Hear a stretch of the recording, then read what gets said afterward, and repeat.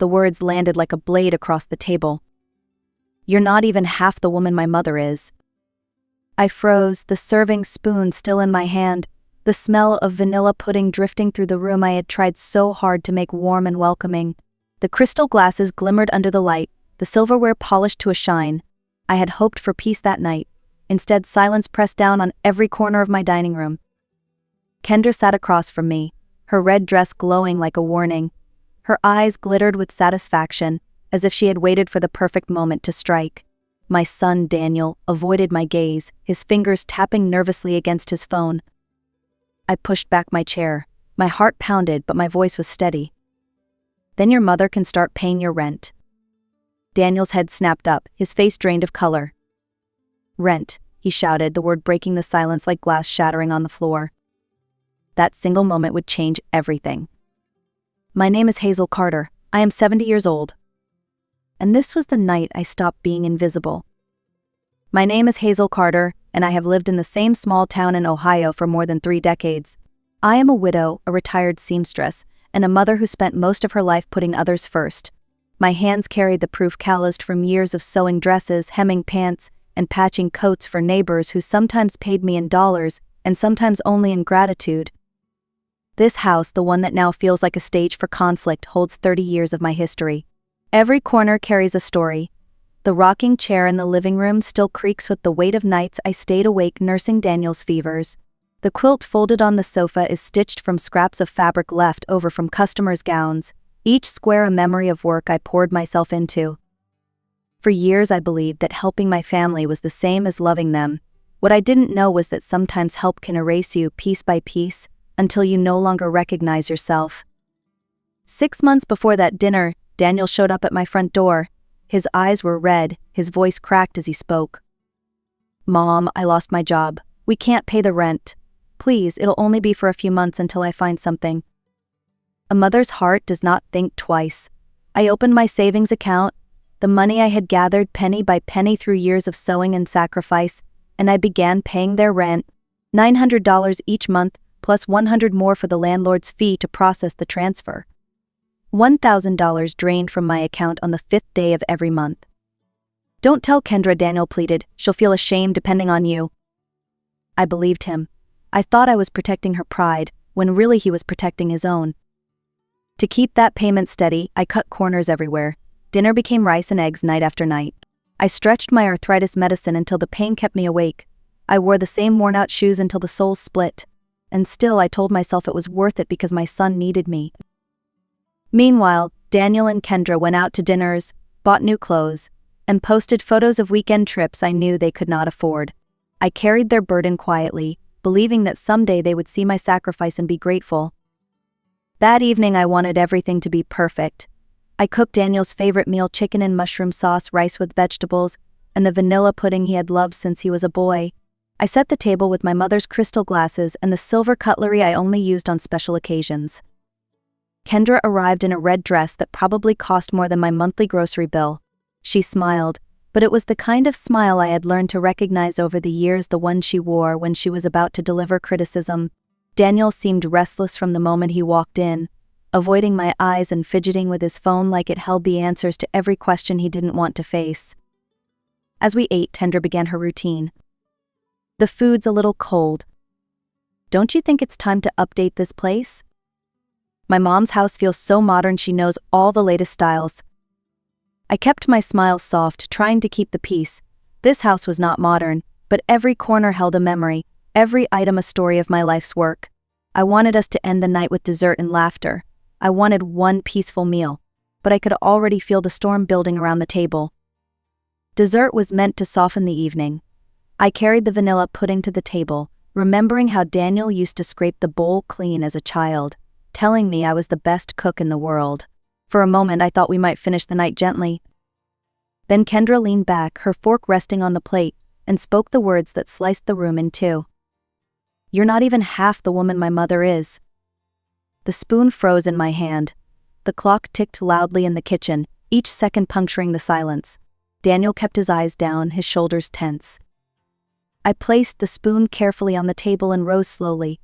My voice was calm, but it carried a weight I had not felt in years. Then your mother can start paying your rent at 406 Briar Lane, Unit 3. Daniel's head snapped up, his glass tipped, water spilling across the table. What rent? He stammered, his face drained of color. The rent I've been covering since February, I said evenly. $900 each month, plus the $100 fee for the landlord's deposit. $1,000 paid faithfully so the two of you could live comfortably. Kendra's smile collapsed, her painted confidence cracked into confusion. Daniel sat speechless, his jaw slack. For the first time in months, the truth was mine to hold, and I was no longer afraid to speak it. The silence after my words was heavy enough to crush the air from the room. Daniel blinked rapidly, as if he could undo the truth by refusing to accept it. Finally, his voice broke through. Mom, I was going to tell you, I was fired 2 weeks ago. The confession hit like a hammer. Fired. And yet he had let his wife walk into my house in a designer dress and treat me like I was beneath her. Kendra turned to him, eyes blazing. You lost your job and didn't tell me. Her voice rose to a sharp pitch. I spent $400 on shoes last week. I'd booked the spa for my birthday, and you let me do it while we're broke? Daniel ran his hands through his hair, the same nervous habit he had since childhood. I thought I could fix it before you noticed. I didn't want to disappoint you. I stared at them both, the picture of arrogance meeting the reality of ruin. My chest ached, not from pity, but from anger so old it felt new again. Shoes and spa treatments, I said slowly, while I sold your father's wedding ring to cover your rent. The room fell silent again. This time it was not confusion that lingered, it was shame. I stood tall, feeling an unfamiliar steadiness rise within me. For years I had bent, softened, compromised, but in that moment I was done bending. Daniel, Kendra, I said firmly, your lease is up in 30 days. After that, I will no longer pay a single cent for your apartment. Daniel's mouth fell open. Mom, you can't do that, we'll have nowhere to go. You should have thought of that before you lied to me, I replied. My voice was not cruel, it was clear. Kendra slammed her hand against the table. Mothers don't abandon their children. My mother would never do this to me. I looked her straight in the eyes. I am not abandoning my son. I am refusing to be used. There is a difference. Daniel's eyes welled with tears. Please, Mom, just one more chance. I'll get a job. I'll make it right. I shook my head gently. Promises don't pay rent, Daniel. Actions do. If you want to prove yourself, start now. But I will no longer be the safety net that lets you avoid responsibility. For the first time in years, I felt the weight of their expectations sliding off my shoulders. This wasn't revenge. This was survival. This was me choosing to respect myself. When the door finally closed behind them, the house was quiet in a way I had not heard in years. No sharp words, no nervous tapping, only the hum of the refrigerator and the steady tick of the wall clock. I stood at the sink, rinsing dishes beneath warm water, watching the soap bubbles swirl and pop. My hands trembled, not from weakness, but from the release of everything I had carried alone. That night, I sat in my rocking chair, the one that had seen me through nights of fevers and storms, and listened to the creak of the wood. For the first time in months, I did not feel dread pressing on my chest. When sleep came, it was deep and uninterrupted. I dreamed of nothing and everything at once, freedom, peace, and the strange calm of knowing a line had been drawn. By morning, the sunlight spilled across the dining table where the fight had taken place. It was the same room, the same furniture, the same walls, yet it felt different, lighter, as if the house itself had taken a breath. 2 days later, the phone rang just after sunset. I almost didn't answer. I had grown tired of bad news, but something in me said to pick it up. Hazel? It's Tom Carson? The name pulled me back 50 years in an instant. Tom, my college sweetheart. The boy with a crooked smile who once promised to take me to see the Pacific Ocean. We had lost touch when he moved west to chase opportunities, and I stayed behind to build a family. His voice was older now, deeper, but it carried the same warmth I remembered. He told me he had spent the last 4 decades building an engineering company in Seattle. He raised 3 children. His wife had passed 2 years ago, and recently, while going through old photographs, he had found one of me, the girl in a white dress with red flowers I had sewn myself. I wondered if you were still in Ohio, he said softly. I wanted to hear your voice again. We spoke for hours that night, sharing pieces of our lives, our losses, our small victories. Before we hung up, Tom paused. Hazel, I'd like to invite you to spend a month in Seattle. No expectations, just old friends catching up. You deserve an extraordinary life and I'd be honored to show you a bit of mine. I sat holding the phone long after the call ended, my heart pounding in a way I hadn't felt in years. That night I lay awake, staring at the ceiling, Tom's invitation circling in my mind. A month in Seattle. The Pacific Ocean. The kind of adventure I used to dream about before life grew heavy with duty. But I am 70 years old, I reminded myself. What if this was foolish? What if Tom was not the boy I remembered, but someone who only wanted to take advantage of me? I wrote a list in my notebook. On one side, the risks, scams, nostalgia clouding judgment, disappointment. On the other side, the safeguards, video calls to confirm his life, meeting his family, paying for my own ticket so I owed him nothing, keeping my finances separate. I asked myself the hardest question, was I thinking about going to punish Daniel and Kendra? Or was I thinking about going because of me? The truth settled quietly in my chest. For the first time in decades, the decision wasn't about anyone else's comfort. It was about mine. I closed the notebook and whispered into the dark, I'm not running away. I'm choosing myself. The thought was terrifying. It was also exhilarating. After years of sacrificing for others, I had just given myself permission to consider my own happiness. A week later, Daniel showed up at my door. His clothes were wrinkled, his face gaunt, and the circles under his eyes told me he hadn't slept much. For a moment, I almost saw the little boy he once was, standing at the door after scraping his knee. "Mom," he said quietly, "can we talk?" We sat at the kitchen table. He wrapped his hands around a cup of coffee like he needed it to steady himself. "I've been sleeping in my car," he admitted. 3 nights now. I finally found night work with a cleaning company. It's not much, but it pays enough for a room downtown, and I signed up for online classes basic accounting certification. I want to do better. I studied his face. For once, he didn't look defensive. He looked humble. "I also started therapy at the community center," he added. "Free sessions." The counselor told me something that shook me. He said I'd been addicted to being rescued my whole life. Every time someone bailed me out, it felt like relief, like a drug, and I never learned to stand on my own. He lifted his eyes to mine. "I'm not here to ask for money. I'm here to tell you I'm trying, and I'll keep trying, even if it takes years for you to believe me." For the first time in a long while, I felt hope flicker, fragile but real. The following week, I stood in my bedroom with an open suitcase on the bed. For years, my life had revolved around paying bills, mending clothes, and surviving one month to the next. Now I was packing dresses, one coral pink I had sewn just for myself, for a journey I never imagined I would take. Daniel drove me to the airport. The car ride was quiet, not heavy with resentment, but with something softer. Acceptance, maybe. When we reached the terminal, he pulled a small bouquet of daisies from the back seat, my favorite flowers since I was a girl. "Mom," he said, handing me an envelope, "don't open this until you're on the plane.